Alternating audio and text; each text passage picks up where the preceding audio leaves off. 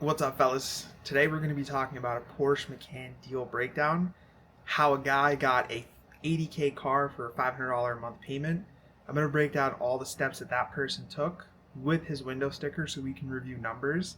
I'm going to show you a three-step system that you can use to replicate this on every single car. And I'm also going to give you a bonus email template that you can use to actually put this information into practice. If that sounds awesome, stick around. We're going to get into it. My name is Josh. I'm from Lease Codex. Let's go.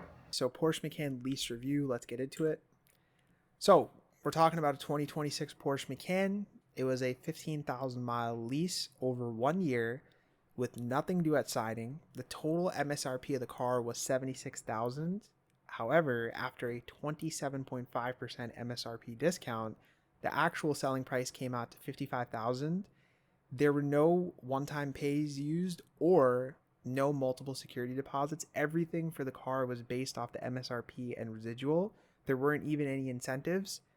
How did this person get that MSRP discount? That's exactly what we're going to talk about next. It happened because the car had some miles on it. So when the person negotiated with the dealer, they were probably like, hey, this isn't a new car, you're having trouble moving it, etc. And that's how they managed to get a 27% discount. But you always have to bear in mind it is so rare and such a gem to find a car that the dealer will give you almost 1/3 of the price off of just because there was a couple miles on it. They may give you an increased discount, but 27.5% is super rare and very, very, very unlikely to replicate unless maybe, you need like a miraculous deal. But the monthly payment comes out to $534 every single month for 1 year. The total amount that the person was paying over the course of the lease was $614. There are a couple of very interesting things to note about this sales contract, or lease contract in this case. If you take a look, the total monthly payment is $534, which occurs because the cost of the car, $76,000, after the discount at $55,000, is just slightly higher than the residual value of $55,000. We're going to take a look at that on the next slide right here, which clearly shows that the actual amount the person was paying in terms of depreciation is $874, which is insane. If the person went any lower, like 0.5% lower, the deal probably would not have been allowed to be funded by Porsche Financial because it would be negative for them. They'd be losing so much money. It's insane. Now, in general, will you usually see something like this? Never. But what happens is the residual value only changes with the lease term. And so Porsche Financial was pretty confident with saying after 1 year, their car would be valued at 76% a total value. So essentially, it doesn't really matter if the car is 70K or 80K or 90K. What happens is after that discount, the car is worth $55,000. And it just so happens that the residual value that they estimate the car to be projected at after 1 year is $55,071. So really, you're only paying the depreciation of $874.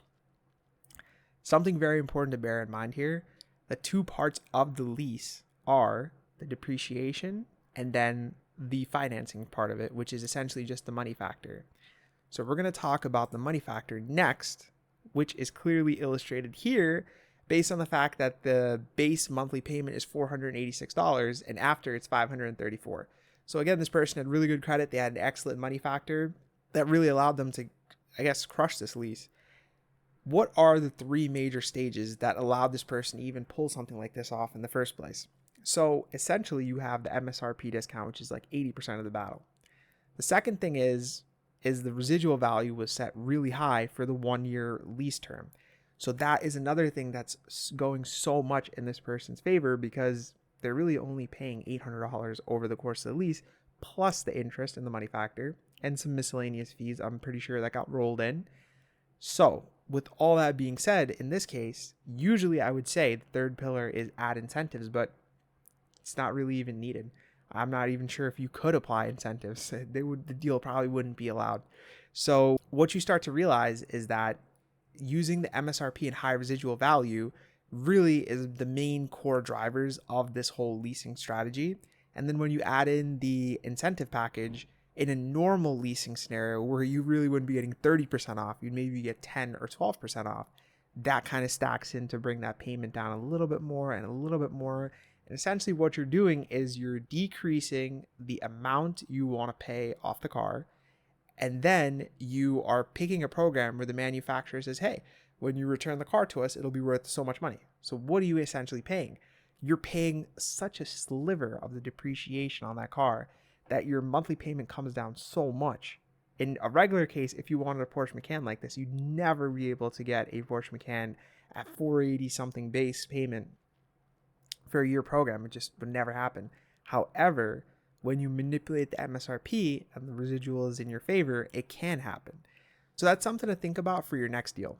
Quick recap, $6,754, $534 per month. That is insane. Insane. Now, we talked about the 3 pillars you can use, and in this case, the person will use 2 pillars, MSRP and residual. They didn't even need incentives. I'm not even sure if it would have worked. So, with that being said, we're going to talk about email templates next, so that now you understand, have a fundamental knowledge of how this can be done. Now you have to take it into practice. And that we're going to cover right about now. We're moving on to templates. This is pretty much plug and play. A couple of things that we got to talk about for this template. Essentially, you want to fill in your model and lot number of the car if possible. Mileage, year, term. A key thing here is money factor and residual value. If you fill that in, it's way better for you because the dealer knows that you're already aware of the programs and incentives. And so they know that a lot of the negotiation room is out and that you are structuring an aggressive deal. You're there to negotiate, and more than likely, you're not going to get caught up in any of the weird promotions that they might try to counter you with. Another thing is to use your zip code when you're in the States and try to add in the tax beforehand. That way, the monthly payment that the dealer quotes you with is much more accurate. And when you get that lease contract, you'll be looking at a very realistic payment and nothing switches on you last minute. I always like to see email templates structured with a zero due at signing payment. Why? You could pay the shipping fee for the car if you had to ship it, or upfront tax if your state requires it at the moment.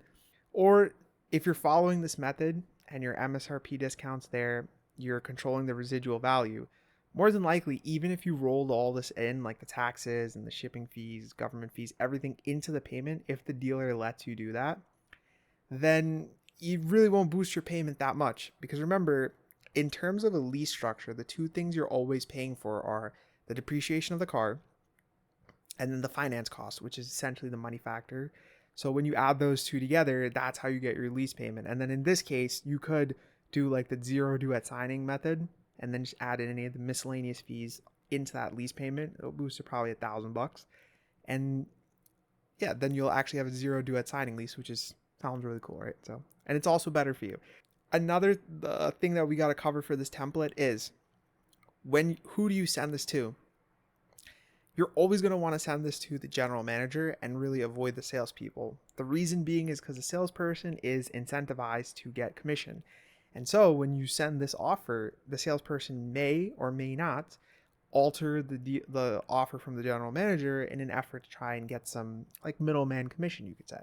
So it's way easier if you can talk to the general manager, because that's who the salesperson is talking to approve an aggressive deal such as the Porsche Macan deal, and it will save you a lot of time and frustration, money wasted, etc. We're almost coming to a conclusion. What's next? I hope you're starting to realize with a lot of this stuff, the logic is fairly simple. The system exists where you can get insane deals on cars if you understand the 3 or 4 pillar system and you put it into practice. However, there's one part about practice that is really tough. Research and hustle. And so those 2 things take up a lot of time. If you don't want to sit there going through Google's Edmunds forum, researching with ChatGPT, spamming Reddit posts, there is a much easier way.